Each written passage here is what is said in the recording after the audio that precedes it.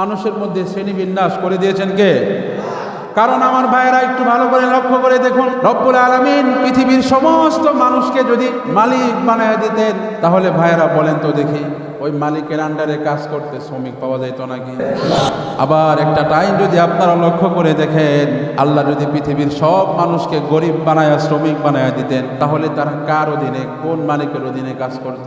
পৃথিবীর ভারসাম্য ঠিক থাকতো না। পৃথিবীর সবাইকে যদি শ্রমিক বানিয়ে দেওয়া হতো, অথবা পৃথিবীর সবাইকে যদি মালিক বানিয়ে দেওয়া হতো, তাহলে পৃথিবীর ভারসাম্য ঠিক থাকতো না, পৃথিবী অচল হয়ে যেত, ধ্বংস হয়ে যেত। এই জন্য আল্লাহ রব্বুল আলামিন এই আয়াতের মধ্যে স্পষ্ট ভাষায় ঘোষণা দিয়েছেন, পৃথিবীতে শ্রমিক পক্ষ থাকবে, মালিক পক্ষ থাকবে, ঠিক আছে, কিন্তু এই শ্রমিক আর মালিকের মাধ্যমে আসলে সম্মানের মানদণ্ড নয়।